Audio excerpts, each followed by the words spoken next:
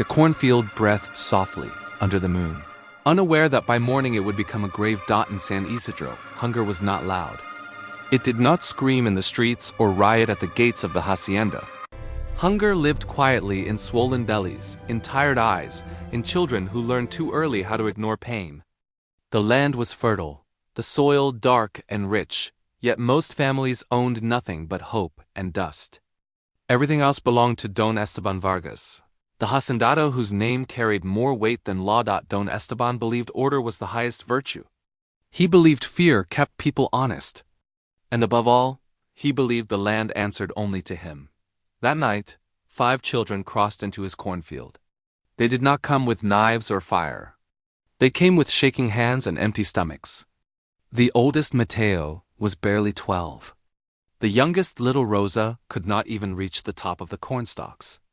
They moved carefully, whispering apologies to the land as they pulled a few ears of maize, just enough to quiet the pain until morning. They never made it home. The guards caught them before the moon could hide. The children cried, not because they were caught, but because they knew what being caught meant in San Isidro. They begged to be taken to jail, to be beaten, to be punished in any way that allowed them to see the sun again. One of the guards looked away, his jaw tight, but Don Esteban was already awake. Already informed. He came out dressed neatly, his boots clean, his face calm.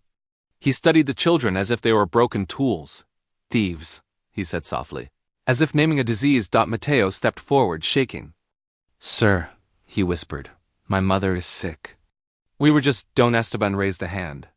The explanation meant nothing to him. Hunger, in his mind, was laziness. Poverty was disobedience. And mercy was weakness. If I forgive this, he said, I invite chaos.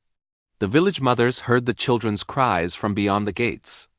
They ran barefoot through the dust, pleading, kneeling, offering themselves instead. One woman held up her infant, swearing she would work without pay for years. Another collapsed in tears, clutching the hem of a guard's coat. Don Esteban did not look at them. Before dawn, the children were taken to the far edge of the field, where the soil was loose and the corn grew tall enough to hide shame. The guards hesitated. One crossed himself. Another whispered a prayer. But fear of Don Esteban's power buried their courage deeper than the earth itself. When the sun rose, 5 small mounds lay hidden beneath freshly turned soil. San Isidro woke to a silence that felt wrong. Mothers searched with a desperation that tore their voices raw. Fathers dug with bare hands until their fingers bled. But the land gave nothing back. The corn stood tall, indifferent, as if nothing had happened. Fear settled into the village like a permanent shadow. Children stopped laughing. Neighbors stopped speaking. People learned that survival meant silence. Yet the land remembered. Horses refused to cross the field where the children were buried. Crops there grew uneven, as if the soil itself was uneasy. At night, the wind moved through the corn in a way that sounded almost like whispering. Some said crying. Others said prayers. Don Esteban noticed these things but dismissed them. He continued to host dinners, count profits, speak of order and discipline. Still, something gnawed at him, a restlessness he could not name. He slept poorly. He avoided the fields at night. Weeks passed. Then one afternoon, a stranger arrived in San Isidro. He did not come with ceremony. Just a man on horseback, dust-covered, eyes sharp and tired, carrying the weight of many roads. Pancho Villa was not a legend in that moment, he was a listener. He watched how people lowered their gaze. He noticed how children clung too tightly to their mothers. He felt the absence of laughter. That evening, Villa sat by a small fire with the villagers. No one spoke at first. Fear had trained them well. But an old woman finally broke. Her voice trembled, but her words were steady. She told him about the children. She told him about the corn, the hunger, the night that swallowed 5 lives. As she spoke, others joined in, mothers, fathers, neighbors, each adding a fragment of truth that had been buried alongside the bodies. Villa said nothing. He stood, walked to the edge of the field, and knelt. He pressed his palm into the soil, closing his eyes. When he rose, his expression had changed, not with rage, but with sorrow sharpened into resolve. No land has the right to eat children, he said quietly. The villagers watched him with something they had almost forgotten how to feel. Hope. Before leaving the field, Villa did something unexpected. He placed 5 ears of corn gently on the ground, one for each child. He bowed his head not in defeat, but in respect. Kindness, he said, does not erase death, but it refuses to let cruelty be the final word. That night, the wind through the corn sounded different, softer, almost peaceful. And in San Isidro, for the first time since the children disappeared, people slept believing that silence would not last forever and that humanity, once awakened, could still reclaim the ground where horror tried to rule.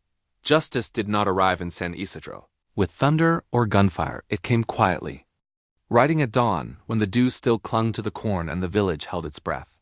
Pancho Villa stood at the edge of the field where the children had been buried, the same soil that had swallowed their voices now cold beneath his boots.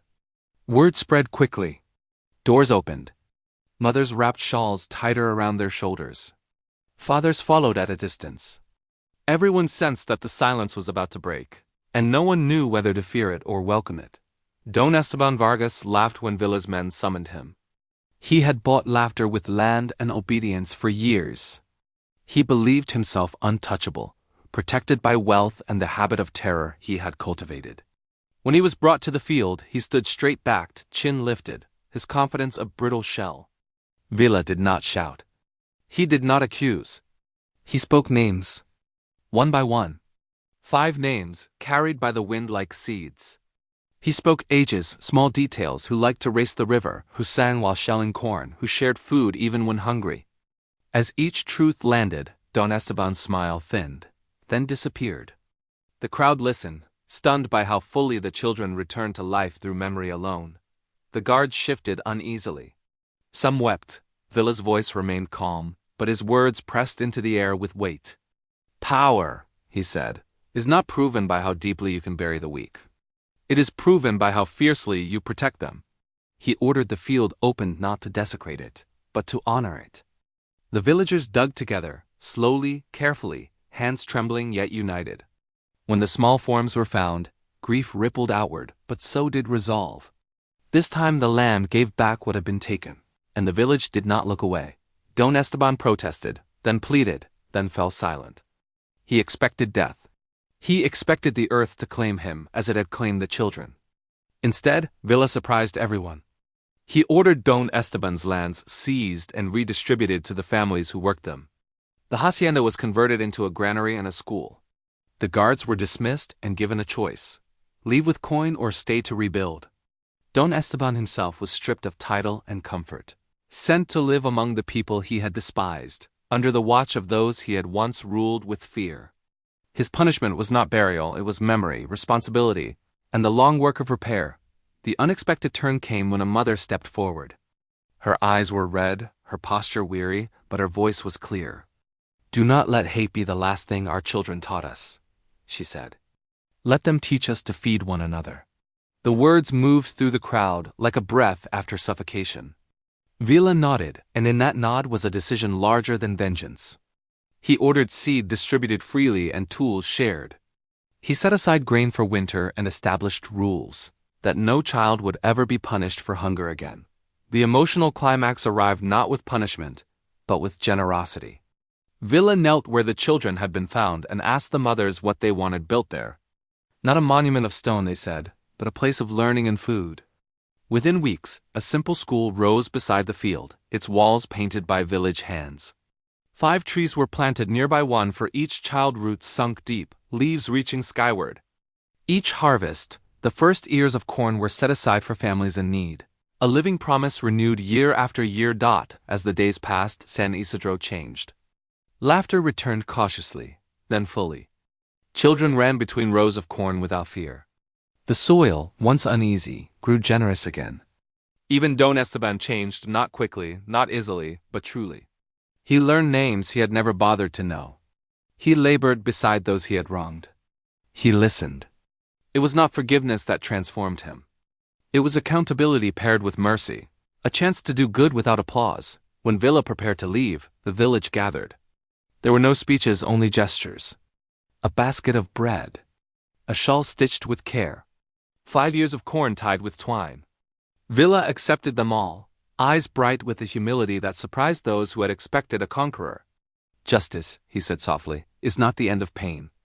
It is the beginning of healing. Long after he rode away, the lesson endured.